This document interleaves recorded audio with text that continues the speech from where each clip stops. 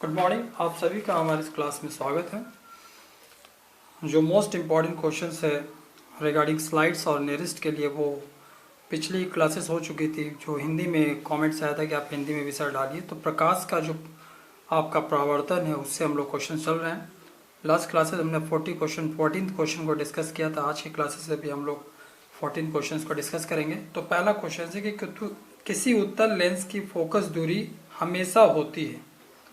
तो उत्तल लेंस की फोकस दूरी हमेशा पॉजिटिव होती है और अवतल लेंस की फोकस दूरी हमेशा नेगेटिव होती है। इनको याद रखिएगा, क्योंकि हमने जो फास्ट ट्रैक रिवीजन में भी आपको बताया था कि आपको सारे पॉइंट्स लर्न करने होंगे। अगला क्वेश्चन है कि किसी वस्तु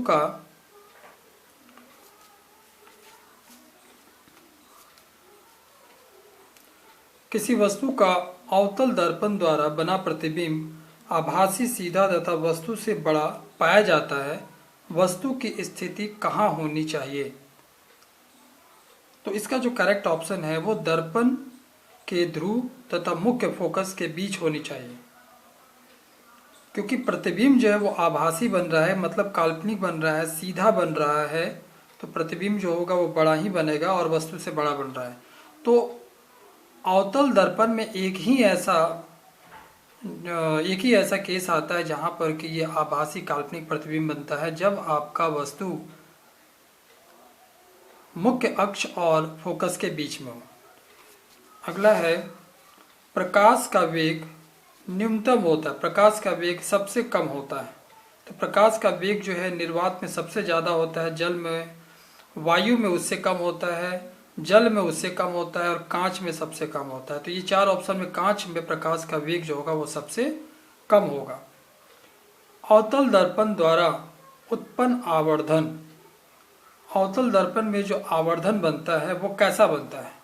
तो वो एक से कम भी हो सकता है और एक से अधिक भी हो सकता है। जो आवर्धन जो आपका आएगा, आवर्धन होता है प्रतिबिंब की ऊंचाई बटे वस्तु की ऊंचाई। तो ये जो अनुपात है वो एक से कम भी हो सकता है और एक से ज्यादा भी हो सकता है। कब? जब आप अवतल दर्पण का प्रयोग कर रहे हैं तब।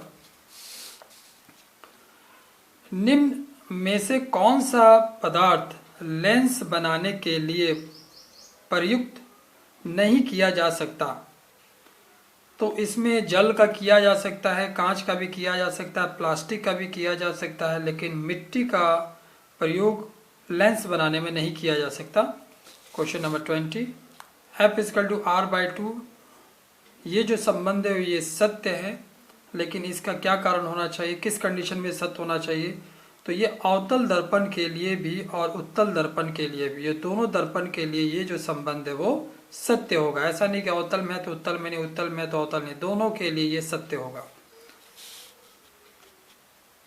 काल्पनिक प्रतिबिंब होता है, काल्पनिक प्रतिबिंब कैसा बनता है? तो काल्पनिक प्रतिबिंब जो है वो हरदम सीधा बनेगा और वास्तविक प्रतिबिंब जो होगा वो हरदम उल्टा बनेगा। ये याद रखिएगा, काल्पनिक प्रतिबिंब हरदम सीधा बनता है और वास्तविक प्रतिबिंब हरदम उल्टा बनता है।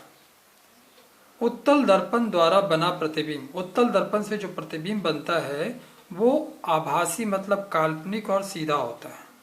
उत्तल दर्पण में दो ही तरह के प्रतिबिंब बनते हैं, दो जगह पे अलग अलग दो जगह पे प्रतिबिंब बनते हैं। एक फोकस से बनता है और एक फोकस और आपका फोकस और मुख्य अक्ष के बीच में बनता है। दो ही जगह प्रतिबिंब बनता है और दोनों केस में वो आभासी बनेगा, काल्पनिक बनेगा और सीधा बनेगा।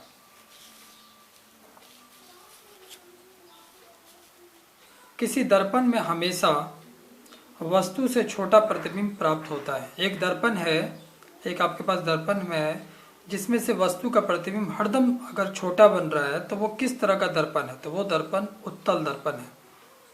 जब प्रतिबिंब बड़ा या उसके बराबर ही बने या छोटा ही बने, तीनों चीज आ जाए तो वो होता है अवतल दर्पण। लेकिन अगर हरदम छोटा प्रतिबिंब बन रहा है तो वो उत्तल दर्पण हो जाएगा।